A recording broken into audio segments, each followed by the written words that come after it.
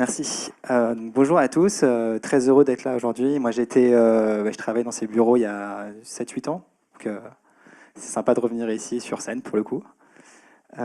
Oups. Ok. On est tous les deux, donc Dimitri et moi, on travaille chez Decathlon Digital à Paris pour le coup.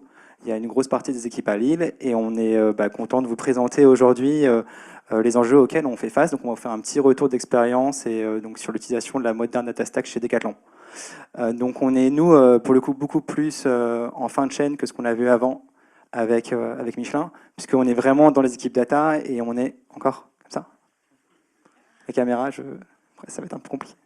Peut-être que je peux passer là, sinon... Ok. Et du coup, on est vraiment en fin de chaîne, donc on est très proche des équipes business. Donc voici le petit plan qu'on va vous présenter aujourd'hui. Donc moi, je vais faire toute la partie 1 et 2 à moitié. Puis après, Dimitri prendra la parole. Donc petite présentation de Decathlon. Vous connaissez tous Decathlon. On fête nos 50 ans dans 2 ans. Donc on est bien installé sur le marché, surtout français. Et notre ambition en 2024, peut-être qu'on peut cacher tu peux essayer de... Ouais, parce que... Bon, là, c'est juste des hashtags un peu accrocheurs, mais voilà, on ne fait pas que vendre des articles de sport, on veut aussi créer une vraie expérience autour du sport. Une expérience connectée et digitale. Voici un peu quelques chiffres pour se rendre compte. Donc on est 100 000 aujourd'hui en interne chez Decathlon, un peu plus de 100 000. Et Decathlon Digital, c'est 5 000 personnes. Voilà, on est à travers 70 pays, partout dans le monde.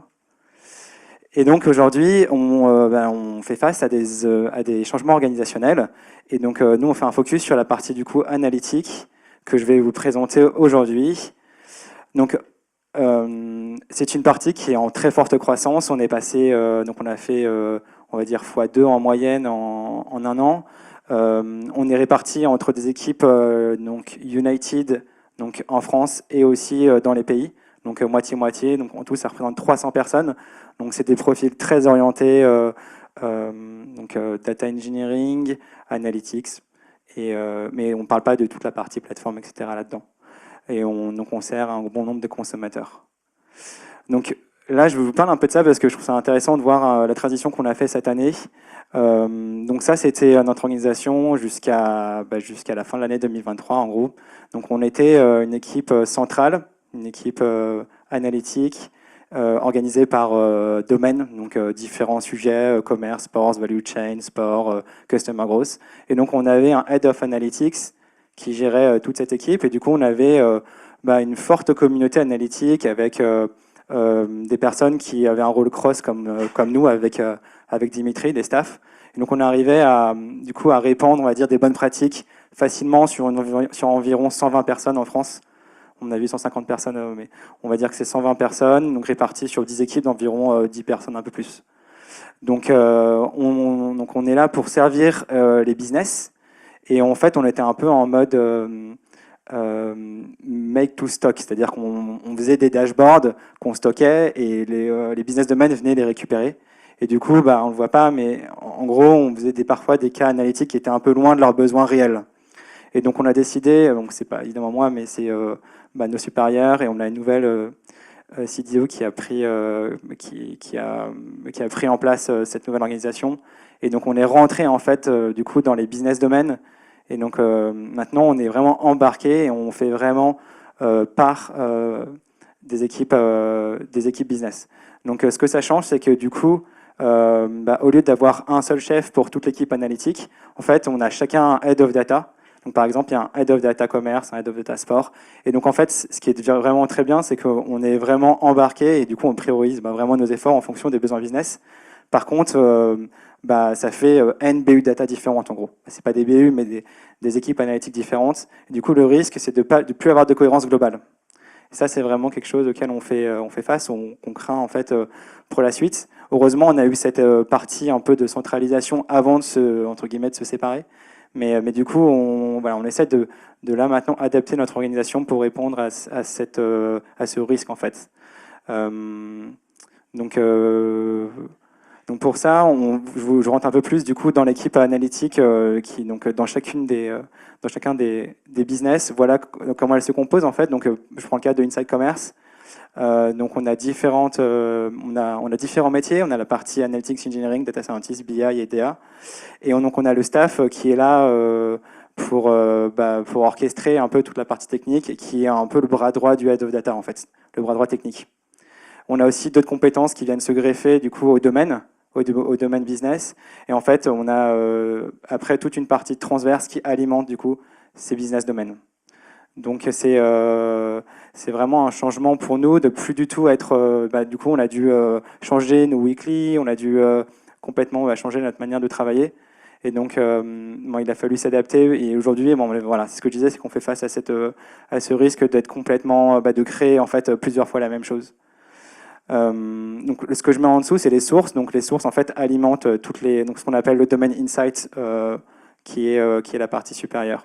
Et donc, on a toute une partie plateforme, donc ça qui est un socle dur et qui lui reste inchangé, qui vient en fait nous proposer tout un tas d'outils techniques, dont Dimitri vous parlera après, et aussi un certain nombre d'experts pour nous aider à déployer après les outils dans les équipes analytiques. Donc, en fait, une des solutions au fait qu'on perde un peu cette cohérence globale, c'est d'avoir un centre d'excellence. Donc, c'est un peu le classique data mesh.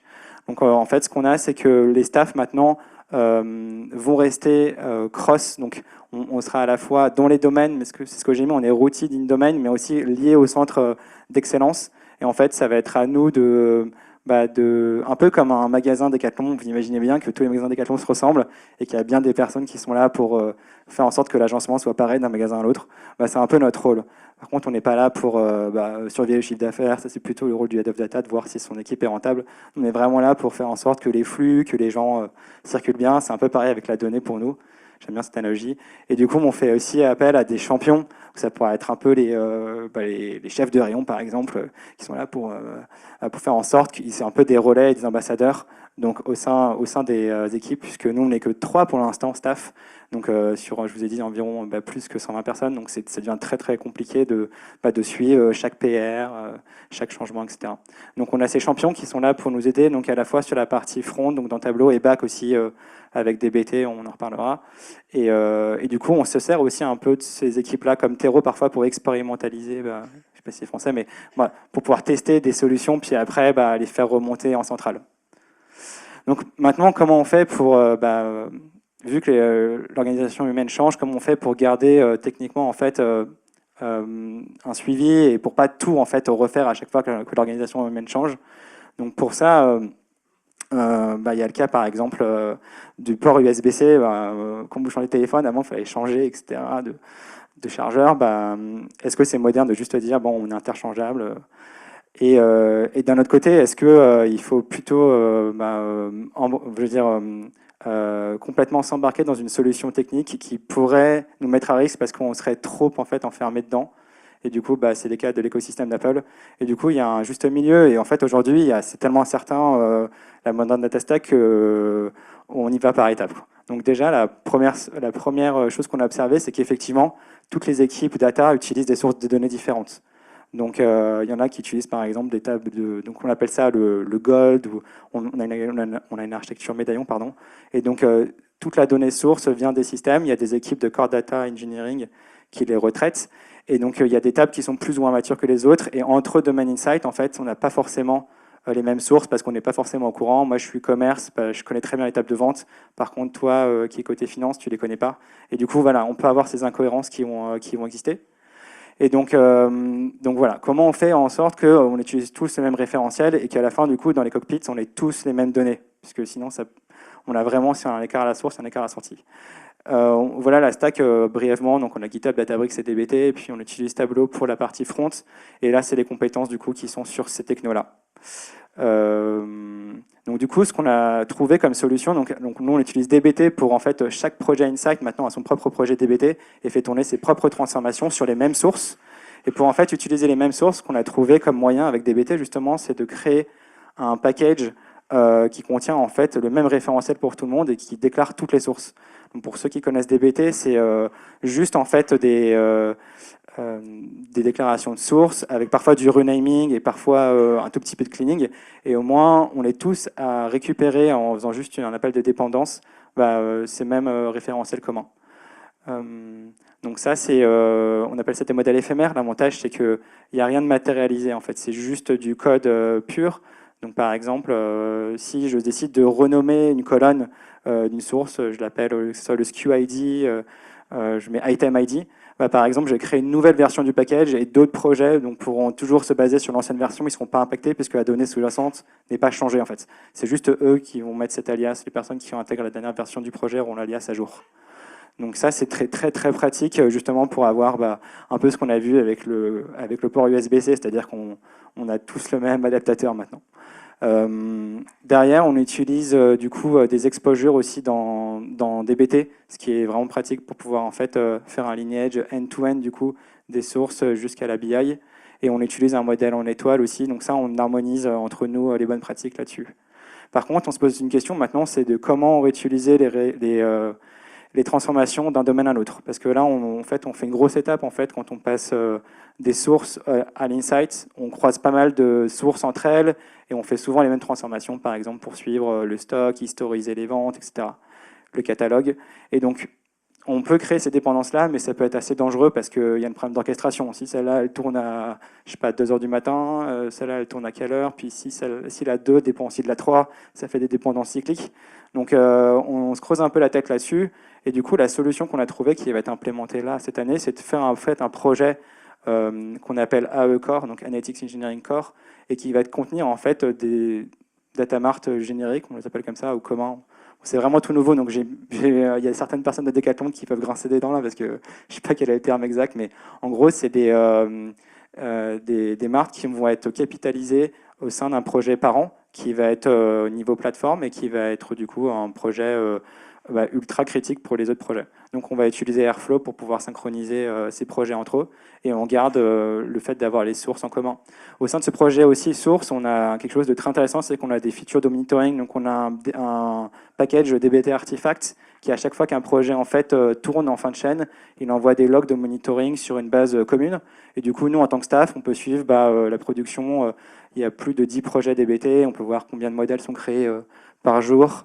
Ou par semaine, on peut voir en combien de temps, et donc c'est ultra utile en fait pour nous et ça coûte quasiment rien. Donc voilà pour cette partie technique. Je vais passer la main à Dimitri pour la suite. Le micro, ouais.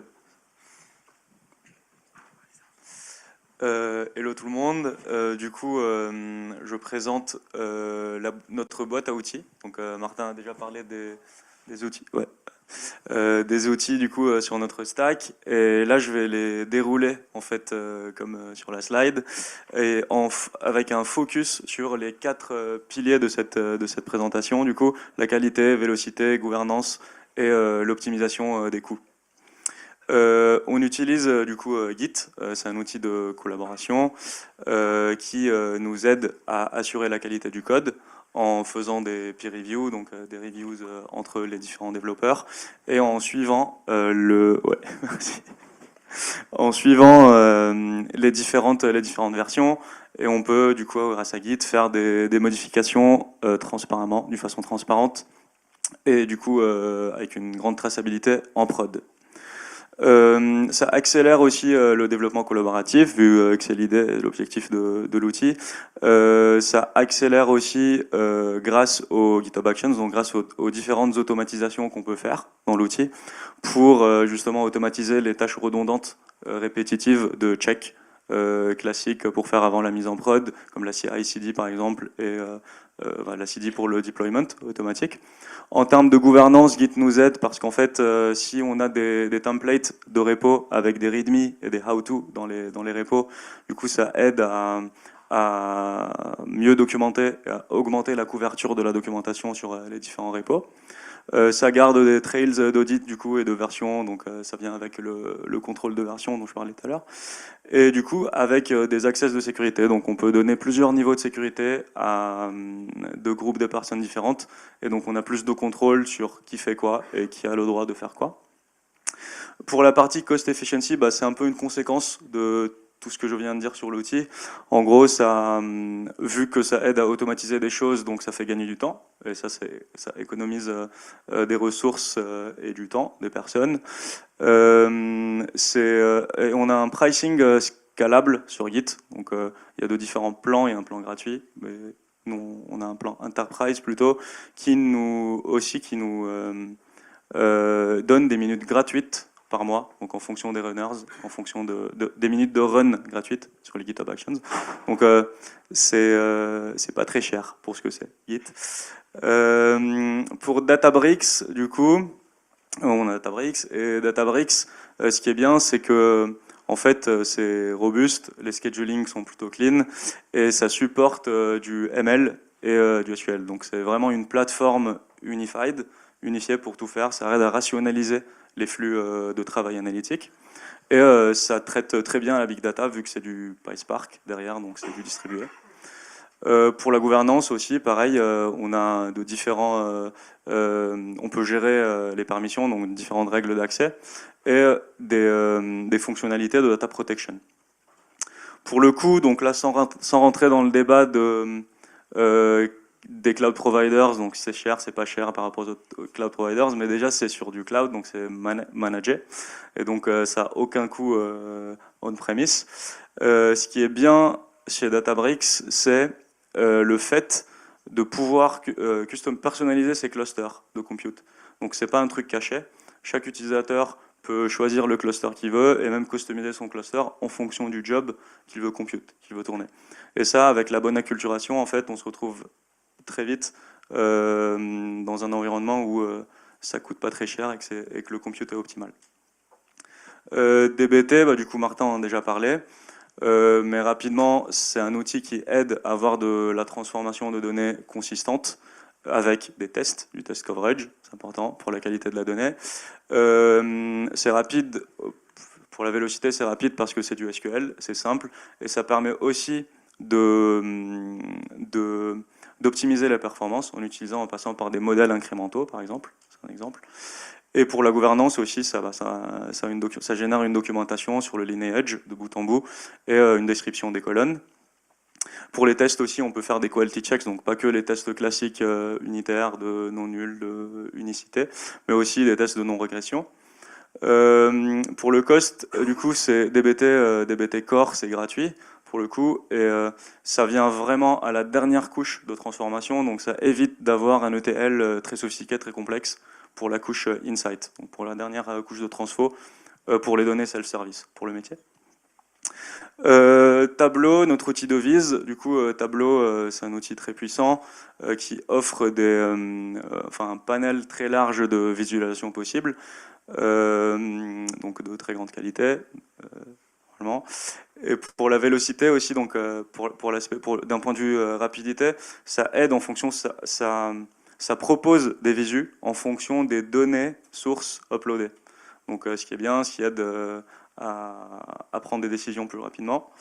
D'un point de vue gouvernance, comme Git aussi, ça garde une trace des différentes versions et des différentes modifications, et aussi des protocoles très spécifiques et très avancés pour gérer les permissions sur Tableau.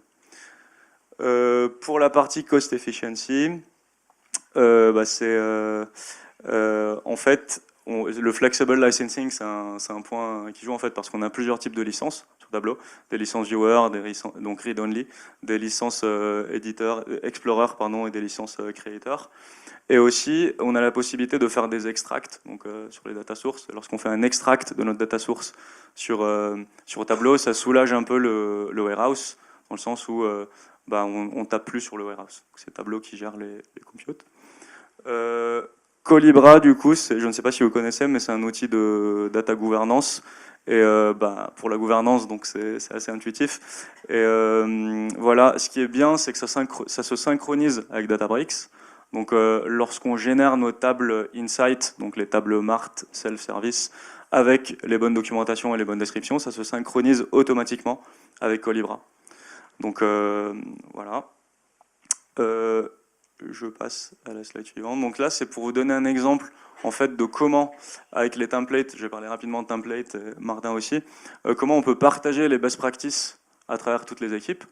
On fait ça avec une approche basée sur des templates. On essaye de partager des templates de DBT, de analysis, avec des golden rules pour la data analyse et des golden rules BI, du coup, pour les vises. Et ça nous aide, en fait, ça aide les personnes qui changent de repo ou d'équipe à mieux s'onboarder dans la nouvelle équipe, donc à mieux reprendre en main la technique, du coup, et ça nous aide, nous, les staffs, à centraliser le monitoring. Par exemple, je passe direct à l'exemple. Ici, par exemple, on a un exemple de repo qui suit le template, donc les DA Golden Rules, et avec un workflow sur Databricks, on peut aller, donc il y a un workflow qui est adapté au template, bien évidemment, il peut aller chercher tous les éléments dans le repo et mesurer à quel point chaque analyse répond aux Golden Rules. Donc ça facilite vachement le... Et bien sûr, il va aller chercher tous les repos qui sont instanciés à partir du template. Et donc ça nous donne des monitorings qui ressemblent à ça. Pour l'organisation, donc dans Tableau par exemple, ici c'est comme ça qu'on organise à droite nos projets. Donc déjà ça aide à améliorer l'expérience utilisateur parce que tous les projets se ressemblent. Donc je vais dans tous les projets, elles ont cette tête à peu près. Ça nous permet de mieux gérer les audiences et les permissions. On peut voir que ces 4 folders ici, sous-projets, sont uniquement disponibles pour les explorers, par exemple. Et donc les users en read-only, en viewers, ne vont pas les voir. Donc ils auront une vue moins chargée donc, du projet, donc, ce qui est bien. Voilà pour cette partie. Et donc là, je vous expose aussi les limitations et les questions qu'on se pose. Donc là, c'est plus lié et très particulier à l'organisation en data mesh, en fait, surtout les 2 premiers points. Comment on équilibre delivery et abstraction. Parce que si on veut aller vite sur le delivery, donc on est sur des use cases, et du coup on fait moins d'abstraction. Et donc c'est le trade-off, c'est un peu le compromis. Pareil pour les visualisations, donc il y a des choses qui se répètent, il y a les mêmes KPIs, les mêmes visus qui se répètent dans les équipes, mais avec de très légères différences. Et aussi en rapport avec le domain overlap. Donc aujourd'hui, le troisième point, c'est plus un constat, du coup. Aujourd'hui, on trouve que c'est une chose inévitable. En fait, il y aura sûrement du overlap entre les différents domaines. Mais du coup, le challenge, c'est de comment gérer ça, comment bien gouverner les données, comment bien communiquer autour de ça. Et ça vient avec de la culturation aussi, sur les différents technos et sur comment faire dans une organisation en data mesh. Et du coup aussi, pour finir, sur des questions plutôt existentielles, ce sont enfin des questions qu'on essaye de se poser au quotidien. Des fois, on n'a pas les réponses, mais la première étape pour trouver la bonne réponse, c'est de se poser les bonnes questions. On ne sait pas si ce sont les bonnes questions, donc on attend aussi vos réactions là-dessus. Are we cost efficient? Bah, ça, c'est la question principale. Comment on calcule l'impact et le retour sur investissement? Quelles métriques? Comment on sait si pour cette qualité, cette vélocité, on est bon, pas bon, niveau prix, et pour ce prix, pour cette qualité, on est bon, pas bon, niveau vélocité. Enfin, si on a 2 connus et un inconnu, comment calculer cet inconnu? Quelles métriques? Si notre monitoring est efficace, dans le sens où ça apporte des insights, ça active des actions ou des insights actionnables, est-ce qu'on est vraiment en train d'accélérer? Est-ce qu'on anticipe bien les uncertainties, du coup, les changements, potentiels changements? Des fois, on commence un projet, on sait que ça génère, on est en train de créer une dette technique, en fait. Est-ce que c'est bien, pas bien? Dans quelle limite c'est bien, pas bien? Et est-ce qu'on est prêt, du coup, pour le futur de la BI?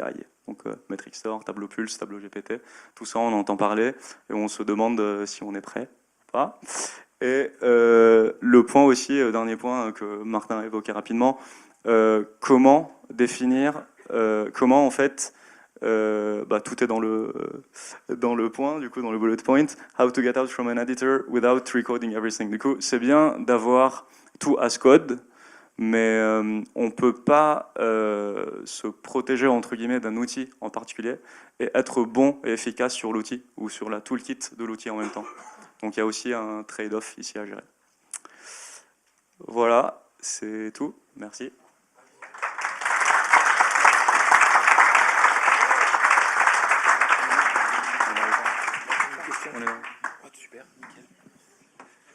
sais pas s'il y a une question quelque part pour Decathlon. Pas de question? Non? Ah, pardon. C'est encore moi du coup. Merci beaucoup. Du coup, petite question. Donc cette stack, c'est trop cool parce que vraiment, je pense que c'est vraiment de la moderne data stack à l'état pur.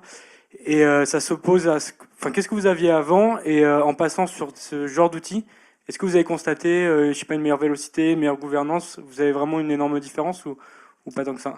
Ouais, alors je peux répondre en partie. Moi, je suis arrivé en mai dernier, donc, mais j'ai connu la transition. Donc, en gros, avant, c'était surtout des scripts qui tournaient sur Databricks directement, donc juste des notebooks qui étaient orchestrés du coup manuellement par chaque DA. Donc, tu imagines bien que quand il y a des gens qui partaient, le truc était un peu planqué et difficile à reprendre. Et en fait, il y avait très peu du coup de mutualisation du code. Donc, ils repartaient à chaque fois sur des queries qui se partageaient même dans des Google Chat ou des. On n'aime pas Slack, désolé, mais du coup, voilà, c'était des choses qui étaient très très ad hoc. Et du coup, ce qu'on a fait déjà, c'était lancer des monorepos par équipe. Ça a énormément aidé à ce que les gens collaborent entre eux. En fait, ils utilisaient GitHub, mais pas du tout de manière collaborative, donc pas du tout pour ce que c'est pardon. Et du coup, donc voilà, donc on a mis des BT, on a mis des monorepos, et je pense que ça a clairement accéléré. En tout cas, on voit une forte accélération de l'onboarding, ça clairement. Et puis nous, je pense qu'à terme, on économise énormément, tu vois, sur les ressources aussi utilisées. Mais c'est vrai que c'est dur à quantifier parce qu'en plus, on a un nombre de cas d'usage qui explose. Donc c'est difficile de savoir ce qu'on aurait donné sans ça. Ouais, merci.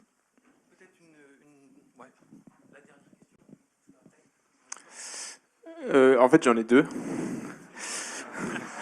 Si je dois choisir, bon. On se pose. Merci beaucoup, parce que c'était très intéressant. On se pose exactement les mêmes questions sur les rôles et responsabilités sur les transformations, et surtout avec les duplications de transformations dans les tribus. Et c'était très malin, et on se pose exactement la même question de centraliser entre les sources, le staging et les transformations des tribus, une zone commune. Qui est responsable du coup de cette zone? Est-ce que c'est vous? Non, donc non, ça va être du coup une team qui sera attachée à la plateforme, qui sera une team du coup de core AE. Donc c'était, on va dire, des seniors AE qui étaient déjà dans les teams éclatés et qui du coup sont rapatriés, qui sont factorisés en fait. Donc ouais, c'est une team à part qui est aussi en fort lien du coup avec le business, qui est un peu entre les deux, entre les producteurs et les consommateurs. Mais clairement, ce sont les teams qui remontent des besoins d'unifier la donnée. Et du coup, ils prennent ça, ils priorisent. Mais on en a déjà tellement de besoins comme ça. Par exemple, on a des données de Google Analytics qu'on ne traque pas bien comme il faut. Donc, il y a pas mal d'infos sur lesquelles on peut travailler déjà. Ok, merci. Je vais voir pour la deuxième question après.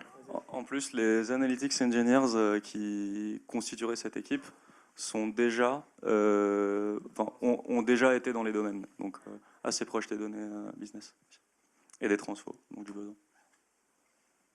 Merci. Ouais, alors ma deuxième, c'est quoi votre job, vous, en tant que staff Analytics Engineer? Qu'est-ce que vous faites tous les jours? Très bonne question. Du coup, je vais répondre et tu complètes, Martin, si tu veux. Notre quotidien, alors déjà, on est gardien, entre guillemets, des golden rules, donc des best practices, etc.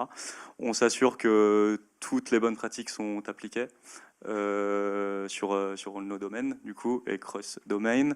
On essaye de faire beaucoup de veille technique pour s'assurer qu'on est up-to-date sur toutes les techno high-end, du coup.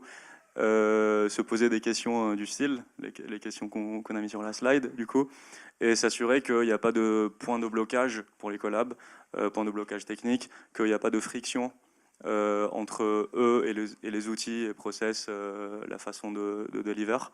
Et voilà, en gros, c'est un peu tout. Ouais, tu vois, par exemple, là, le fait de capitaliser sur les mêmes sources, c'était nous qui l'avons mis en place. En fait, on a quand même pas mal de liberté.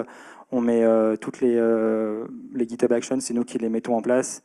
En fait, après, on les explique. Donc, on est un peu comme on est des experts, c'est un peu arrogant peut-être, mais voilà, on est des relais vraiment techniques au sein des équipes. Et en fait, on fait le lien avec... on est un peu le centre d'expertise qui, pour l'instant, n'existe pas vraiment. Donc, on est un centre d'expertise virtuel. On travaille, nous, ensemble avec les autres avec les autres staffs et on fait en sorte que ça soit unifié en fait entre chaque équipe. Donc on gère aussi le recrutement beaucoup. Moi je fais passer beaucoup d'entretiens techniques et tu vois par exemple l'intégration avec entre DBT et Tableau, en ce moment on la teste, le fait de faire des tests de fraîcheur et de les faire remonter aussi en centrale, c'est ça qui, voilà, on fait ce genre de choses. Donc c'est vrai que c'est un peu un luxe d'avoir des staffs. Il n'y a pas beaucoup de, en tout cas avant dans ma précédente entreprise, parce que j'ai fait une start-up entre Decathlon et Criteo, ils n'avaient pas du tout de staff, donc c'était un peu on avait une guilde, c'était à peu près l'équivalent quoi d'experts. Bon top, merci. Merci Decathlon.